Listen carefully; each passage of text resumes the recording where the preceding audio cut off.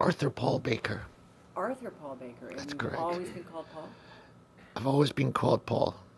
At that time, you have to understand, there was no such thing like this. Right. This is 1969. 68, I fell in love with music. I think it was 68 when I was starting to go to college.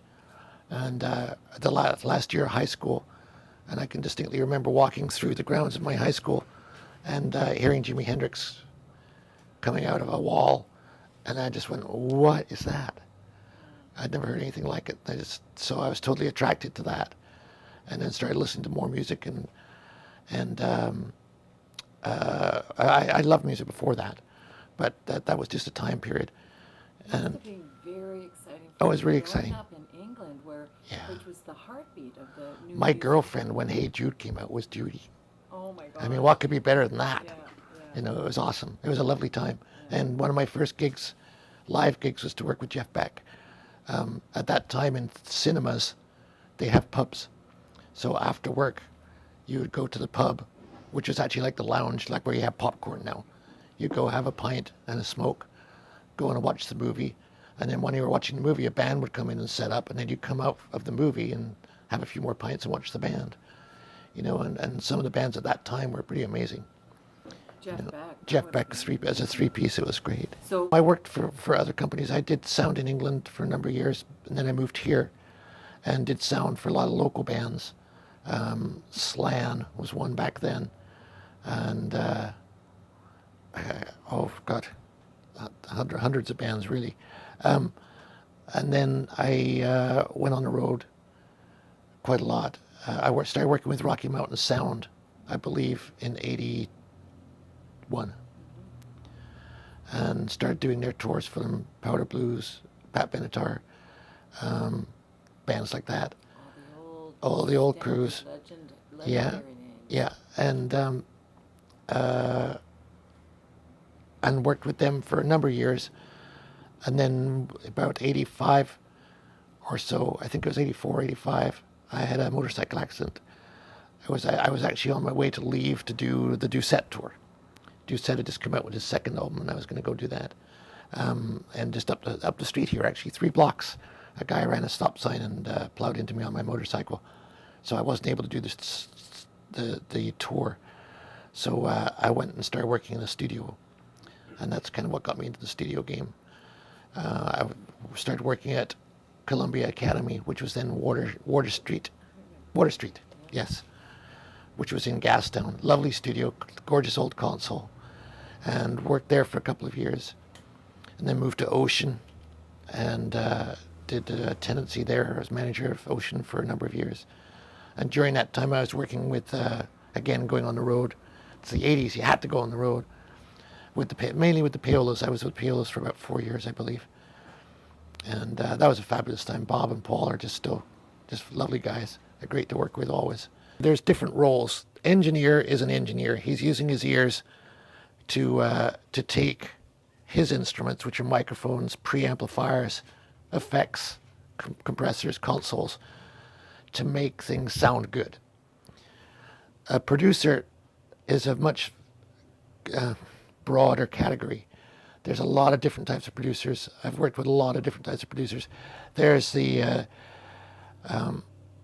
type that will take the song, completely rearrange it, rewrite the lyrics, and put his stamp on the sound of it and the arrangement and everything. A guy like David Foster, for example.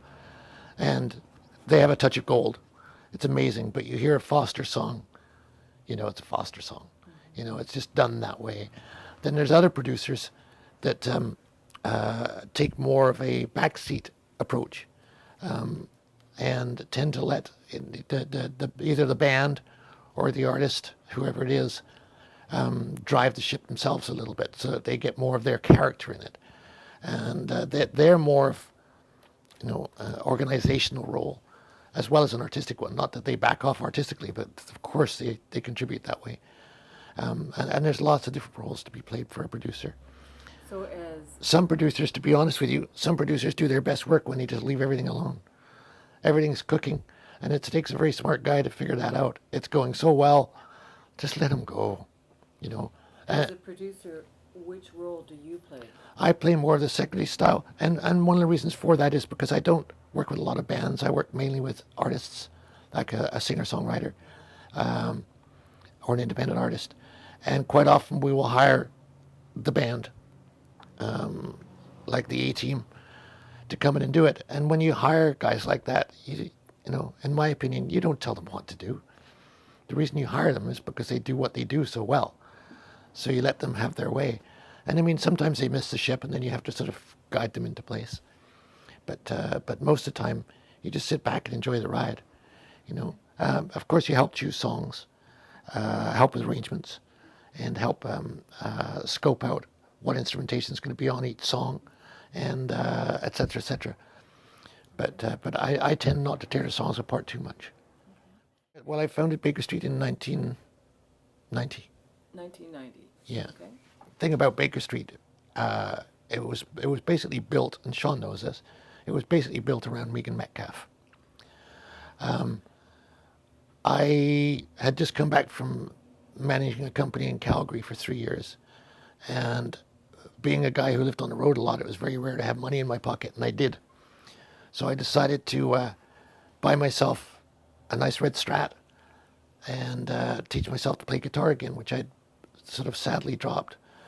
And I got a space at Rocky Mountain Sound. They had an empty room upstairs in their warehouse. And I put in the board. I bought myself an ADAT, a 16-channel Mackie board, and my red Strat.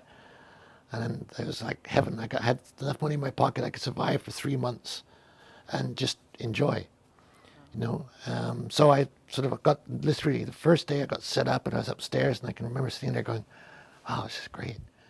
And my phone rang, and it was Jeff Gibbons. And he said, hey, he's a local artist. I hear you got an ADAT. Do you want to record me? And he was there within the hour. And I'm not kidding you, for the next 6 months, I didn't have a day off. That was one of the first ones we did. An artist by the name of Sam Massich, who's also an incredible martial artist. And they've disappeared now. Glenn Stace, who had a great first album come out about that time. And we worked with him and his wife, Tammy. Stephen Fearing was one of the first guys at that studio. And Tom, no, what's his name? Don Ross, who was a great guitar player, came over there. And of course, Robbie was there.